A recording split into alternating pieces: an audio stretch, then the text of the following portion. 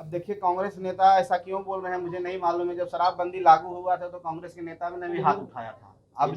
अब जब सब लोग हाथ उठाए हैं और आज लोग कह रहे हैं कि अब तो कुछ एक और नई पार्टी है वो भी कह रहे हैं कि 2 अक्टूबर को गांधी जी की जयंती पर बोल रहे हैं खोल देना चाहिए। सिवान या गोपालगंज के इलाके में जो बॉर्डरिंग इलाका है यूपी का, वहां से कुछ आया है और शराब जब आता है, गलत चीज आता है तो जहरीली होता है, उसके कारण नुकसान हुआ है। देखिए, जहां तक मुआवजा की बात है तो ऐसा सच मुआवजा नहीं, लेकिन पिछली बार माननीय मुख्यमंत्री जी ने कुछ लोगों को दिया था।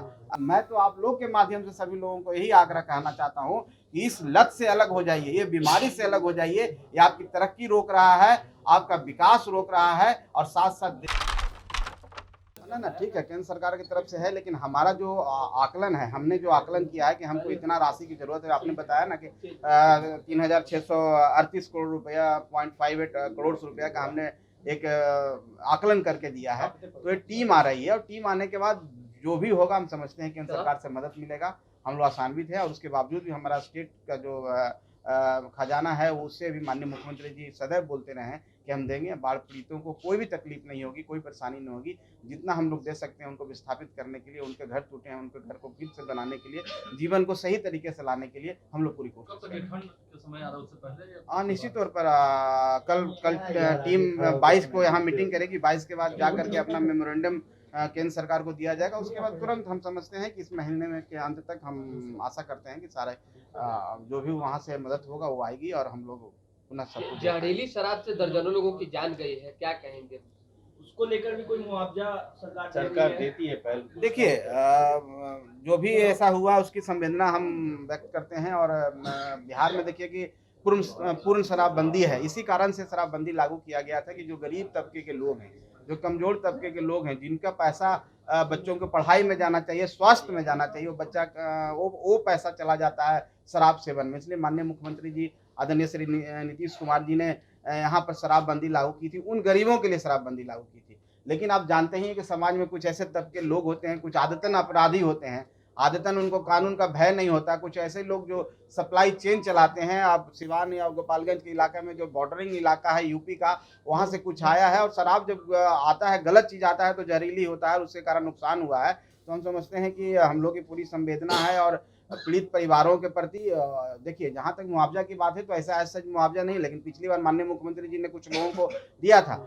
कुछ ऐसे परिवार होते हैं जिनका कमाने वाला एक ही व्यक्ति है और वो चले गए, उनके छोटे छोटे बच्चे हैं, तो सरकार संवेदना रखती है, सरकार उस पर विचार कर सकती है और ऐसा कुछ होगा तो सरकार इस मुआवजा देने की भी बात कर सकती है। लेकिन एज सच रूल में ऐसा कोई मुआवजा शराब से मृत्यु के कारण नहीं है। लेकिन ये मानवता ग्रांट पर माननीय मुख्यमंत्री जी की दूरदर्शिता है। माननीय मुख्यमंत्री जी के कारण वो पूरी समीक्षा कर रहे हैं। आपने देखा होगा कि कल मीटिंग, हाई लेवल मीटिंग भी हुई थी।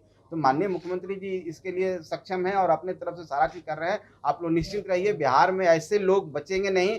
कड़ाई से उनके साथ पेश किया जाएगा जो इस तरह के शराब परोसने का काम करते हैं, छोटे हमारे गरीब लोगों को बरगलाने का काम करते हैं, यहाँ के जो वर्क फोर्स है उसको कमजोर करने का काम कर रहे हैं। निश्चित तौर पर उन पर कार्रवाई होगी और आने वाला समय में सप्लाई चेन हम लोग रोक पाएंगे, ये आश्वासन में कांग्रेस नेता हैं वो कह रहे हैं कि शराब को जो है वो खोल देना चाहिए, आपका राजस्व भी बढ़ेगा, दुगने दाम पे शराबबंदी को पूरा फेल बता दीजिए। अब देखिए, कांग्रेस नेता ऐसा क्यों बोल रहे हैं मुझे नहीं मालूम है। जब शराबबंदी लागू हुआ था तो कांग्रेस के नेता ने भी हाथ उठाया था।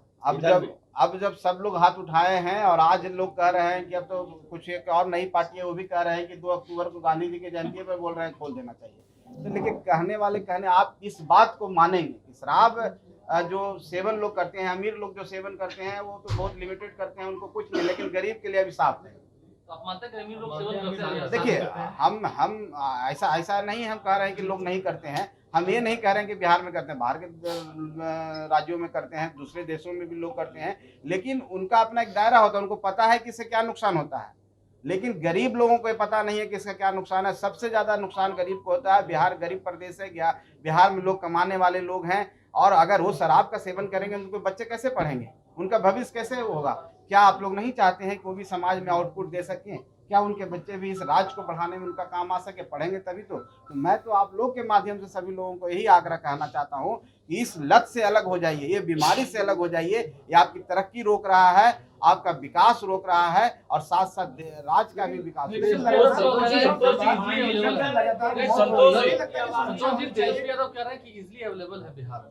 अब तेजस्वी जी को मिल जाता होगा। संतोष जी, हाँ।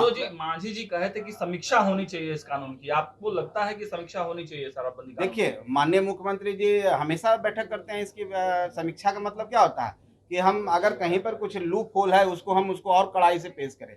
तो माननीय मुख्यमंत्री जी हमेशा इस बात के लिए बैठक करते हैं। कल भी हाई लेवल मीटिंग हुई, तो यही है कि इसको और कड़ाई से हम कैसे लागू कर सकते हैं। इसके कहीं पर हमसे छूट गया, मान लीजिए कि किसी पदाधिकारी का गलती से हो गया, कोई बड़ा सप्लाई चेन है, कोई उसके पीछे कोई बड़े बड़े लोग हैं, अगर ऐसे है तो उनके साथ भी कड़ाई से पेश आएगा। यही मांझी जी ने ये भी कहा था, संतोष जी मांझी जी ने ये भी कहा था कि शराब घर घर पहुंच रहा है, सूखी नशे की लत में युवा पड़ रहे हैं। अब देखिए, मांझी जी की बात यहाँ मत कीजिए, उनका अपना क्या राय है मांझी जी से की बात हमसे आप क्यों पूछते हैं? अब उनसे पूछिए ना। केंद्र में मंत्री हैं, अच्छी बात है, केंद्र में भारत सरकार के मंत्री हैं, लेकिन मांझी जी की बात को मैं नहीं बोल सकता हूँ। मैं एक व्यक्तिगत रूप में मैं यहाँ बिहार सरकार का मंत्री हूँ, मेरा अपना आइडेंटिटी है। आप मांझी जी से क्यों जोड़ रहे हैं?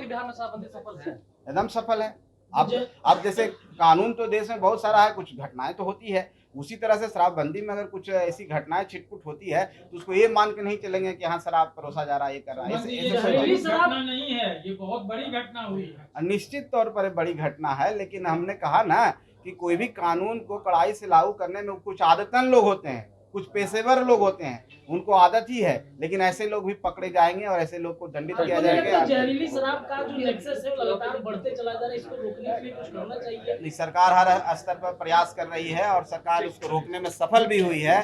ये हम नहीं कह सकते हैं कि ये बढ़ रहा है, बढ़ नहीं रहा है, घट रहा है। कभी कभी एक्सीडेंट। उपचुनाव होना है, उम्मीदवार कौन होंगे आपकी तरफ से? आपके यहाँ तो ये बता दीजिए। देखिए, आज हमारी पार्टी का पार्लियामेंट्री बोर्ड का बैठक है। हम एक ही उम्मीदवार हमको तय करना है, लेकिन हम डेमोक्रेटिक तरीके से कर रहे हैं और आज सब बैठेंगे, आज विचार होगा, विचार होने के बाद आप सबको बता दिया जाएगा। थैंक यू, बहुत धन्यवाद।